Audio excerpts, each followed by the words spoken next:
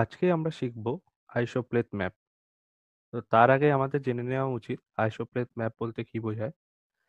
মানচিত্রে অবস্থিত সমান মানযুক্ত স্থানগুলিকে যখন কাল্পনিক রেখা দ্বারা যুক্ত করা হয় তখন যে রেখা পাওয়া যায় তাকে বলে আইসোলাইন। এই আইসোলাইন যে পদ্ধতির মাধ্যমে অঙ্কন করা হয় তাকে বলে আইসোপ্লেথ। সম্পূর্ণভাবে প্রস্তুত মানচিত্রকে বলা হয় আইসোপ্লেথ ম্যাপ। এই মানচিত্র অঙ্কনের ক্ষেত্রে আমাদের ইন্টারপোলেশন পদ্ধতি ব্যবহার করতে হয়। দুই বা একাধিক ভিন্ন মানযুক্ত স্থানের মধ্যবর্তী সমমান বিশিষ্ট স্থানগুলিকে কাল্পনিক রেখা দ্বারা যুক্ত করার পদ্ধতিকেই বলে ইন্টারপোলেশন পদ্ধতি। আরেকটু ভালোভাবে জেনে নেওয়া যাক যে ইন্টারপোলেশন পদ্ধতিটা কি। এক্ষেত্রে আমাদের বিভিন্ন ডিগ্রি ভ্যালু দেওয়া হয়েছে, যার মধ্যে আমরা 10 ডিগ্রির যে আইসোলাইনটি আছে সেই আইসোলাইনটি টানব। এক্ষেত্রে বিভিন্ন ডিস্টেন্স আমাদের মেজারমেন্ট করে আইসোলাইনটি টানতে হয়। কি রকম? আমরা যখন 10 ডিগ্রির আইসোলাইনটি টানছি তখন 12 আর 9 এর মধ্যে 10 কিন্তু 9 এর কাছাকাছি অঞ্চল দিয়ে গেছে। আবার 11 এবং 9 এর মধ্যে 10 কিন্তু মিডিল পজিশনে অবস্থান করে। সেই জন্য মিডিল পজিশন দিয়ে লাইনটি গেছে। পরবর্তীকালে 10 এর উপর দিয়েই লাইনটি গেছে, যেহেতু আমরা 10 ডিগ্রির আইসোলাইন টানছি। পরবর্তীকালে আবার 12 এবং 9 এর মধ্যে 10 ডিগ্রি কিন্তু 9 এর কাছাকাছি অঞ্চল দিয়ে গেছে। এই যে পদ্ধতিটা, এই পদ্ধতিটাকেই বলা হয় ইন্টারপোলেশন পদ্ধতি। অর্থাৎ রেখাটি কোন ভ্যালুর কাছ দিয়ে যাবে এবং কোন ভ্যালু থেকে দূরে যাবে সেটা কিন্তু মেজারমেন্ট করাটাই এখানে ইন্টারপোলেশন পদ্ধতি। পরবর্তীকালে আমরা আইসোপ্লেথ ম্যাপটি অঙ্কন করব। এক্ষেত্রে আমাদের ইন্ডিয়ার ম্যাপ দেওয়া হয়েছে এবং তার বিভিন্ন স্থানের টেম্পারেচার ভ্যালু দেওয়া হয়েছে। এখানে নিচে দেখতে পাচ্ছ তোমরা অল ভ্যালু ইন ডিগ্রি, অর্থাৎ বিভিন্ন স্থানে টেম্পারেচার ভ্যালু দেওয়া হয়েছে। যার মধ্যে আমাদের ধরে নাও বলা হয়েছে যে টোটাল 4টি আইসোলাইন অঙ্কন করো। এক্ষেত্রে আমরা 10 ডিগ্রি, 15 ডিগ্রি, 20 ডিগ্রি এবং 25 ডিগ্রির আইসোলাইন ড্র করেছি ইন্টারপোলেশন পদ্ধতির মাধ্যমে। পরবর্তীকালে আমাদের কালারের বিভিন্ন ভেরিয়েশন করতে হবে।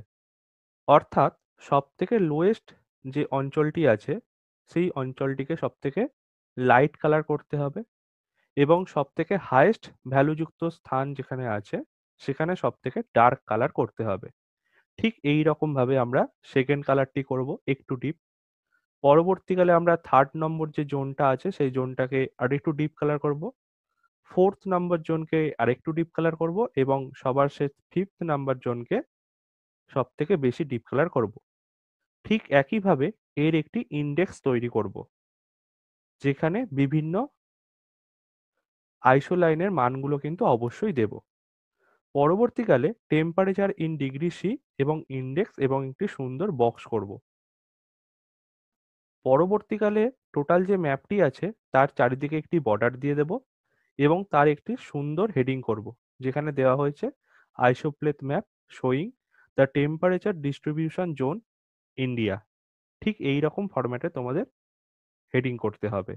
এক্ষেত্রে টেম্পারেচারের বদলে রেনফল, রিলিফ যা কিছু ভ্যালু হতে পারে, মেনলি ফিজিক্যাল যে সমস্ত ভ্যালুগুলি আছে অর্থাৎ প্রাকৃতিক ভ্যালু সেইগুলোকে আইসোলাইনের মাধ্যমে দেখাতে হয় এবং কালচারাল বা সোশিও ইকোনমিক্যাল যে সমস্ত ভ্যালুগুলি আছে সেগুলোকে কোরোপ্লেথের মাধ্যমে দেখানো হয়।